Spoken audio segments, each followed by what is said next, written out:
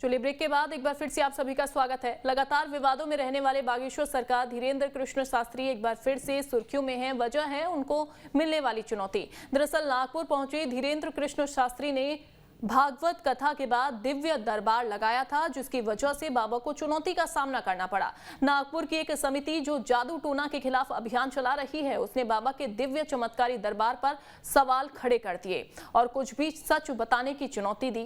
साथ में 30 लाख रुपए देने की बात भी कही, लेकिन चुनौती स्वीकार करने के बजाय धीरेन्द्र कृष्ण शास्त्री विवादित बयान देते नजर आ रहे हैं। ऐसे में बाबा के दिव्य दरबार पर सवाल उठ रहे हैं। आखिर क्या धर्म की आड़ में भक्तों की आस्था के साथ खिलवाड़ किया जा रहा है, रिपोर्ट में देखिए।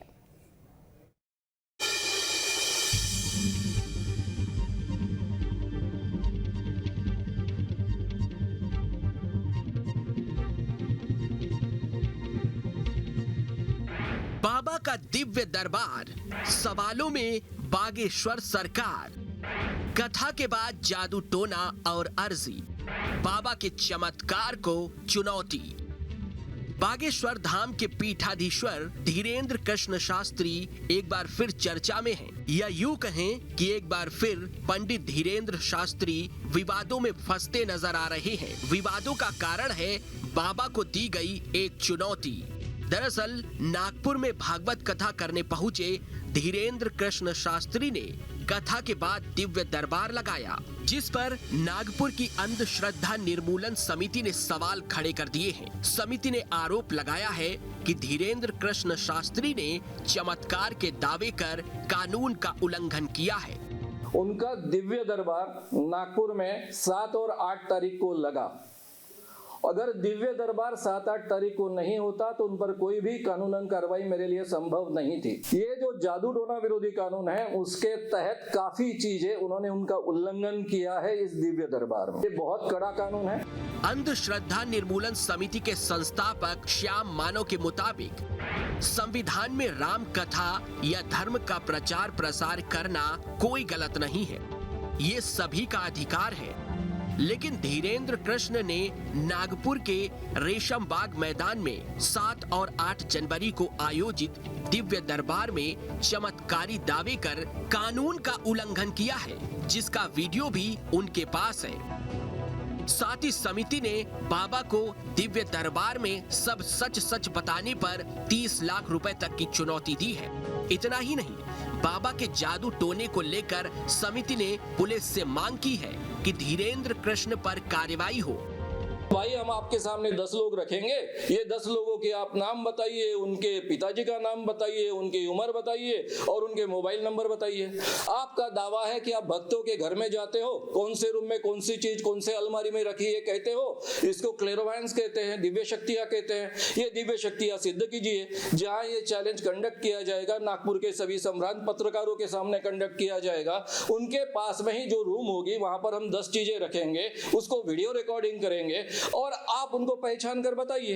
अगर आप 90% भी करेक्ट रहते हो तो आपको 30 लाख रुपए का प्राइज मिलेगा हमारे संगठन का। खुद को चुनौती मिलने पर पंडित धीरेन्द्र कृष्ण शास्त्री ने पलटवार किया है और उन पर सवाल खड़े करने वालों को धर्म विरोधी बताया है। उन्होंने ये भी साफ किया है कि उनके पास कोई चमत्कारिक शक्ति नहीं है, वे तो हनुमान जी के भक्त हैं और लोग अपनी श्रद्धा से उनके पास आते हैं।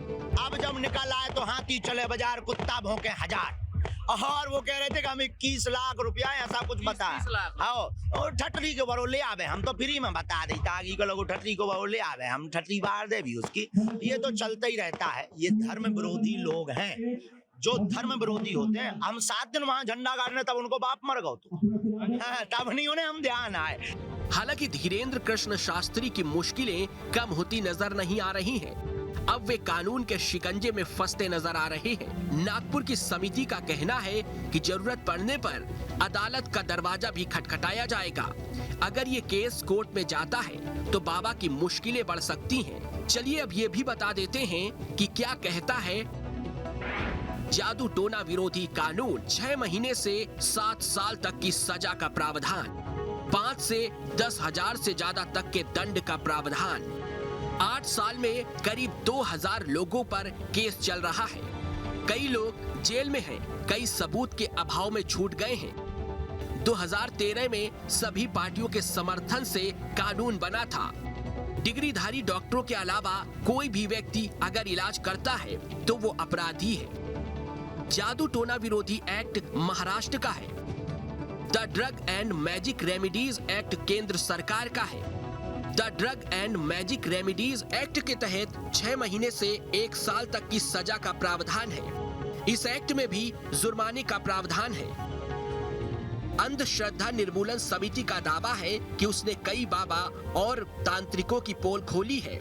ये समिति पिछले 40 साल से काम कर रही है। हालांकि धीरेन्द्र कृष्ण शास्त्री साफ कर चुके हैं कि उनके पास कोई चमत्कार या दिव्य शक्ति नहीं है। वे गद्दी लगाकर बैठते हैं। उन पर गुरु कृपा और राम नाम का प्रभाव है।